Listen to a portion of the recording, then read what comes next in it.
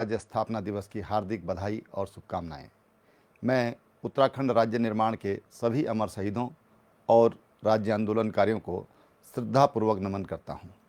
भारत माता की रक्षा के लिए सर्वोच्च बलिदान देने वाले वीर जवानों को भी श्रद्धापूर्वक नमन करता हूं। अलग उत्तराखंड राज्य के सपने को लेकर वर्षों से जो जन आंदोलन चल रहा था, उसे 9 नवंबर 2000 को पूर्व प्रधानमंत्री, भारत रत्न, परम श्रद्धेय स्वर्गीय अटल बिहारी वाजपेयी जी ने प्रधानमंत्री रहते हुए अंजाम तक पहुंचाया। अटल जी ने राज्य निर्माण के साथ विशेष औद्योगिक पैकेज देकर उत्तराखंड की मजबूत नींव भी रखी। ऐसी महान शख्सियत को उत्तराखंड की जनता की ओर से सत सत नमन करता हूं। भ्रष्टाचार मुक्त व्यवस्था और पर्वतीय क्षेत्रों के विकास के सपने के साथ उत्तराखंड राज्य बना था। हमारी सरकार मजबूत इच्छा शक्ति वाली सरकार है। हमने शहीद राज्य आंदोलनकारियों के सपनों को पूरा करने के लिए हर जरूरी निर्णय लिया और दृढ़ता से लागू भी किया। जीरो टॉलरेंस की हमारी नीति ने भ्रष्टाचार पर कड़ा प्रहार किया है। हमने सत्ता के केंद्रों से माफिया तत्वों का सफाया किया है। हमने प्रदेश में ई व्यवस्था को लागू किया है। सेवा का अधिकार, ट्रांसफर एक्ट, पारदर्शी व्यवस्था के चलते कार्य संस्कृति में गुणात्मक सुधार हुआ है। गैरसैंण राज्य आंदोलन की मूल भावना थी। गैरसैंण प्रतीक है समूचे पर्वतीय क्षेत्रों के विकास का। इसी भावना और सोच के साथ हमने गैरसैंण को उत्तराखंड की ग्रीष्मकालीन राजधानी बनाया है। अब गैरसैंण में राजधानी के अनुरूप आवश्यक सुविधाओं के विकास की कार्ययोजना तैयार की जा रही है। यहाँ एक जिला स्तरीय अस्पताल को मंजूरी दी गई है। समूचे गैरसैंण के विकास के लिए पेयजल के लिए जलाशय पर भी काम चल रहा है। सड़कों का चौड़ीकरण और हेलीपैड बनाया जा रहा है। गैरसैंण में फाइलों को बड़े पैमाने पर ले जाने की आवश्यकता ना पड़े, इसके लिए ई विधानसभा पर काम शुरू किया जा रहा है। मिनी सचिवालय भी बनाया जा रहा है। वेनीताल में एस्ट्रो विलेज बनाया जाएगा। आत्मनिर्भर उत्तराखंड और वोकल फॉर लोकल के लिए हमारी सरकार ने बड़ी पहल की है। युवाओं और महिलाओं को आत्मनिर्भर बनाने पर विशेष ध्यान दिया जा रहा है, जिसके परिणाम भी दिखने लगे हैं। स्वरोजगार को एक अभियान के तौर पर लेते हुए हमने मुख्यमंत्री स्वरोजगार योजना शुरू की है। एमएसएमई के तहत इसमें ऋण और अनुदान की व्यवस्था की गई है। इसमें लगभग 150 प्रकार के काम शामिल किए गए हैं। मुख्यमंत्री सौर ऊर्जा स्वरोजगार योजना में 25-25 किलोवाट की 10,000 परियोजनाएं आवंटित की जा रही हैं। इसके तहत 25% सब्सिडी और बिजली खरीद की गारंटी है। पिरूल प्रोजेक्ट में स्थानीय लोगों को पिरूल एकत्रित करने पर 3.5 रुपये प्रति किलो की दर से भुगतान किया जा रहा है। वीर चंद सिंह गढ़वाली योजना के तहत बस खरीदने के लिए 50% तक की सब्सिडी दी जा रही है। पर्यटन के तहत हम 10,000 मोटर बाइक देंगे।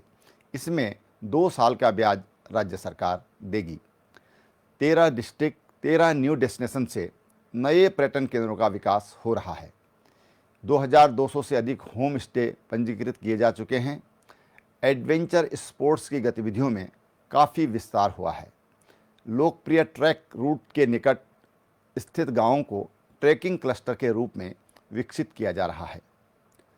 प्रदेश में फिल्मों की अधिक से अधिक शूटिंग हो, इसके लिए हमने राज्य में फिल्मों के अनुकूल माहौल बनाया है।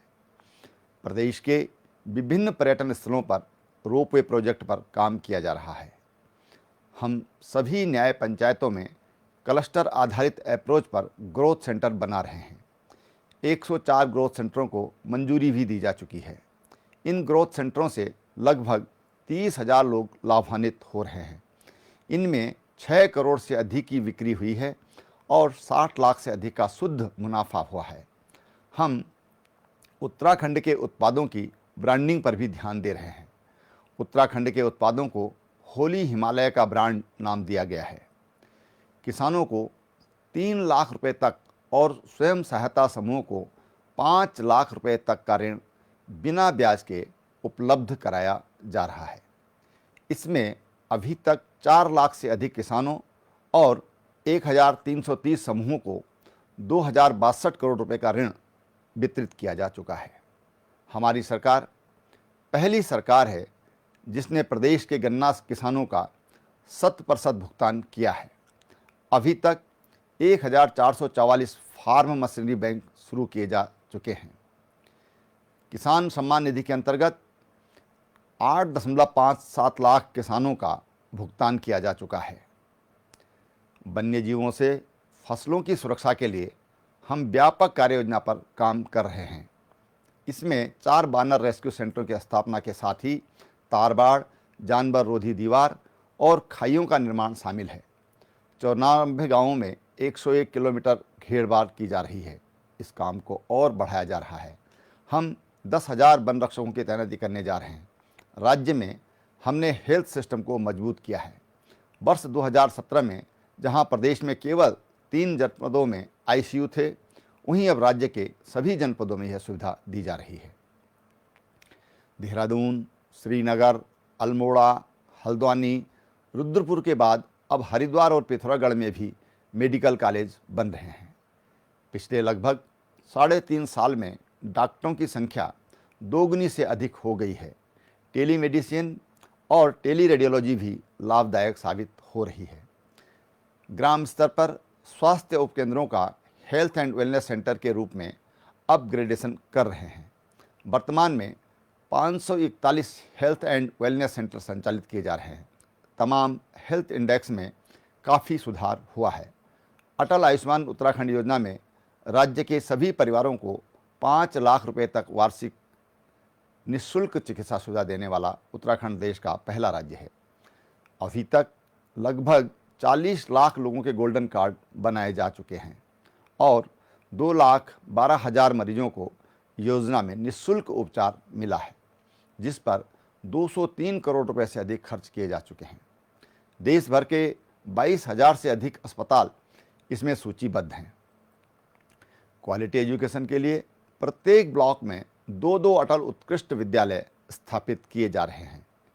नई शिक्षा नीति भी लागू की जा रही है। हमारी सरकार में कनेक्टिविटी में ऐतिहासिक काम हुए हैं। ऋषिकेश से कर्णप्रयाग रेल परियोजना पर तेजी से काम चल रहा है। न्यू ऋषिकेश रेलवे स्टेशन बन चुका है। परियोजना को वर्ष 2024-25 तक पूरा कर लिया जाएगा। सड़क कनेक्टिविटी में सुधार के लिए 889 किलोमीटर की चारधाम सड़क परियोजना पर काम किया जा रहा है। पिथौरागढ़ में बीआरओ द्वारा निर्मित 8 पुलों का सामरिक महत्व तो है ही, स्थानीय लोगों को भी इसका बहुत लाभ मिलेगा। इससे कैलाश मानसरोवर यात्रा पर आने वाले श्रद्धालुओं और पर्यटकों को भी सुविधा होगी। जौलीग्रांट एयरपोर्ट को अंतर्राष्ट्रीय स्तर का बनाया जा रहा है। ऊधम सिंह नगर में ग्रीन फील्ड एयरपोर्ट विकसित किया जा रहा है। उत्तराखंड पहला राज्य है जहां उड़ान सेवा में हेली सर्विस शुरू की गई है। हमारी सरकार के कार्यकाल में लोक निर्माण विभाग के तहत 2,522 किलोमीटर मार्गों का नवनिर्माण तथा 2,699 किलोमीटर का पुनर्निर्माण व 241 पुलों का निर्माण किया गया। प्रधानमंत्री ग्राम सड़क योजना के तहत हमने 6,409 किलोमीटर सड़क बनाते हुए 657 बसावटों को सड़क से जोड़ा है। टिहरी में डोभरा चांठी मोटर झूला पुल हमारी सरकार की संकल्प शक्ति का प्रतीक है। यह परियोजना 14 वर्षों से अटकी पड़ी थी, जिसे अब जल्द जनता को समर्पित किया जा रहा है। आज़ादी के बाद से अभी तक अंधेरे में रह रहे 94 गाँवों में बिजली पहुंचाई गई। सौभाग्य योजना में 2,50,000 से अधिक घरों को रोशन किया गया। हर घर नल से जल योजना में दिसंबर 2021 तक हर ग्रामीण के घर में पानी का कनेक्शन दे दिया जाएगा। ग्रामीण क्षेत्रों में केवल 1 रुपये पर पानी का कनेक्शन दिया जा रहा है। कोरोना काल में भी 1.5 लाख से अधिक परिवारों को पानी का कनेक्शन दिया गया। माननीय प्रधानमंत्री श्री नरेंद्र मोदी जी ने भी इसकी सराहना कर हमारा उत्साह बढ़ाया है। पौड़ी जिले के जरीखाल ब्लॉक में भैरवगढ़ी ग्राम समूह पंपिंग योजना से इलाके के 75 गांव और तोकों को पानी मिलने लगा है। वर्ष 2016 से यह योजना आगे नहीं बढ़ पा रही थी। देहरादून में सूर्यधार झील बनकर लगभग तैयार है। सौंग बांध से ग्रेविटी वेस्ट जलापूर्ति होगी। गैरसैंण, कोली ढेग, गगास, थरकोट, लौली आदि झीलों पर काम चल रहा है। जल गुणवत्ता आकलन प्रणाली स्थापित की गई है। प्रदेश की नदियों, झीलों, तालाबों और जल स्रोतों को पुनर्जीवित करने के लिए हमने जन अभियान शुरू किया है। हर जिले में एक जल स्रोत को पुनर्जीवित करने पर काम किया जा रहा है। रिस्पना, कोसी नदियों के क्षेत्र में व्यापक वृक्षारोपण किया गया। उत्तराखंड में नमामि गंगे के अंतर्गत लगभग सभी प्रोजेक्ट पूरे हो गए हैं। सीवेज ट्रीटमेंट की क्षमता भी 4 गुना कर दी गई है। लगभग सभी नालों को टेप कर दिया गया है। हमारी ईमानदार कोशिशों से इन्वेस्टर समिट के बाद पहले चरण में 31,000 करोड़ से अधिक के निवेश की ग्राउंडिंग हो चुकी है। अगले सवा साल में इसे 40,000 करोड़ तक ले जाने का लक्ष्य है। चारधाम देवस्थानम बोर्ड का गठन हमारी सरकार का बहुत बड़ा फैसला है। भविष्य की आवश्यकताओं, श्रद्धालुओं की सुविधाओं और इंफ्रास्ट्रक्चर के विकास के लिए चारधाम देवस्थानम बोर्ड का गठन किया गया है। इसमें तीर्थ पुरोहित और पंडा समाज के लोगों के हक हकूक और हितों को सुरक्षित रखा गया है। दिव्य और भव्य स्वरूप में आज जो केदारपुरी नज़र आ रही है, उसके पीछे देवभूमि उत्तराखंड के आम जनमानस की इच्छा शक्ति और प्रधानमंत्री नरेंद्र मोदी जी का विजन है। श्री बद्रीनाथ धाम का मास्टर प्लान भी तैयार किया गया है। अगले वर्ष हरिद्वार में संत महात्माओं के आशीर्वाद और मार्गदर्शन में दिव्य और भव्य कुंभ मेले का आयोजन किया जाएगा। कुंभ मेले में श्रद्धालु गंगा की निर्मलता का अनुभव करेंगे। उत्तराखंड पहला राज्य है जहां अनाथ बच्चों की चिंता करते हुए उनके लिए सरकारी सेवाओं में आरक्षण की व्यवस्था की गई है। दिव्यांगजनों के लिए आरक्षण 3% से बढ़ाकर 4% किया गया है। आंगनबाड़ी कार्यकर्त्री, आंगनबाड़ी सहायिका, मिनी आंगनबाड़ी कार्यकर्त्री और लोक कलाकारों के मानदेय में बढ़ोतरी की गई है। हमने वृद्धावस्था, विधवा और दिव्यांगजन पेंशन की राशि में बढ़ोतरी की है। ग्राम प्रहरियों के मानदेय और होमगार्ड स्वयं सेवकों का ड्यूटी भत्ता बढ़ाया गया है। हमारी सरकार शहीद सैनिकों के परिवारों के एक सदस्य को सरकारी नौकरी में समायोजित कर रही है। हमने विशिष्ट सेवा पदक से अलंकृत सैनिकों को अनुमन्य राशि में कई गुना बढ़ोतरी की है। पूर्व सैनिक ब्लॉक प्रतिनिधियों के मानदेय में वृद्धि की गई है। माननीय प्रधानमंत्री श्री नरेंद्र मोदी जी के मार्गदर्शन और केंद्र सरकार के सहयोग से बहुत से ऐसे काम हुए हैं जो कि पहले मुमकिन नहीं लग रहे थे। केंद्र सरकार द्वारा लगभग 1 लाख करोड़ रुपए की विभिन्न परियोजनाएं प्रदेश के लिए स्वीकृत हुई हैं। लगभग सभी योजनाओं पर तेजी से काम भी चल रहा है। पिछले लगभग 3.5 वर्षों में उत्तराखंड ने विभिन्न क्षेत्रों में बेहतरीन प्रदर्शन किया है, जिसके लिए राज्य को विभिन्न क्षेत्रों में पुरस्कृत भी किया गया है। विकास का लाभ दूर दराज क्षेत्रों तक पहुंचाने के लिए हमारी सरकार पूरी ईमानदारी से प्रयास कर रही है। मैं आज पूरे विश्वास के साथ कह सकता हूं कि हमने 85% से अधिक वायदे पूरे कर दिए हैं। हम अपने सभी वायदों को पूरा करने के लिए दृढ़ संकल्पित हैं।